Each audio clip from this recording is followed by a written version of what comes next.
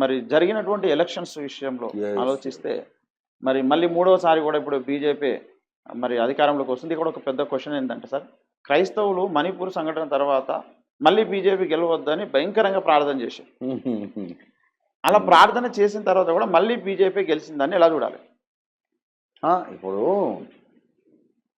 దానియేలు గ్రంథము 4:17లో చెప్తాడు, మహోన్నతుడగు దేవుడు మానవుల రాజ్యము పైన తానే అధికారి అయి ఉండి తాను ఎవరికి రాజ్యం అప్పగించని ఇష్టపడునో వారికి అప్పగించచ్చు, ఆయా రాజ్యముల మీద అత్యల్ప మనుషులను నియమించుచున్నాడు.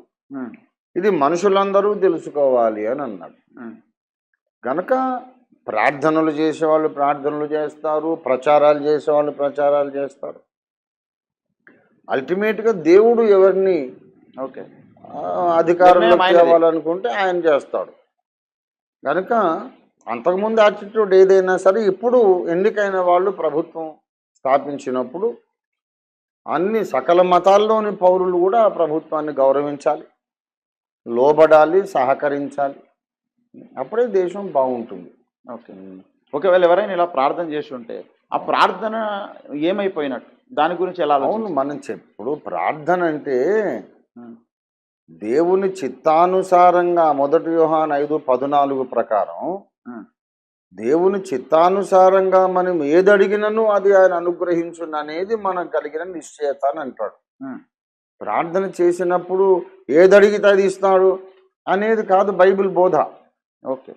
అడగడం మన ధర్మము, ఏది మనకు మంచిదో అది ఇస్తాడు ఆయన. చిన్నపిల్లలు ఒక బ్లేడ్ ఇమ్మంటే మనం ఇవ్వం కదా, కోసుకుంటారు వాళ్ళు, గాయపడతారు, మనం గాయపడతాం. కాబట్టి క్రైస్తవులు అడుగుతారు, ప్రార్థన చేయడం మన వంతు. ఇవ్వాలో ఇవ్వద్దో ఎప్పుడు ఇవ్వాలో నిర్ణయించే దేవుని వంతు. కాబట్టి మనం అడిగిందల్లా ఇస్తే, చెప్పిందల్లా చేస్తే దేవుడు మన బంటు, మన సేవకుడు అవుతాడు తప్ప మన భగవంతుడు, మన ఈశ్వరుడు కాడు. ఆయన మనపై రాజు కాదు. మనం దేవుని బంట్లు. ఆయన చెప్పింది చెప్పినట్టు చేసే బాధ్యత మనకుంది, కానీ మనం చెప్పింది చేసే బాధ్యత ఆయనకు లేదు. కాబట్టి అది అసలు కేసే కాదు. ఎన్నో అడుగుతాము. ఇప్పుడు నేను అడిగినవెన్నో దేవుడు నాకు ఇచ్చాడు, కానీ కొన్ని ఇవ్వలేదు కూడా. అయితే నీ చిత్తం ప్రభు అంటాం అంతే. అంతేగాని అడిగింది ఇవ్వలేదు కనుక నువ్వు దేవుడు కాదుపో అంటామా?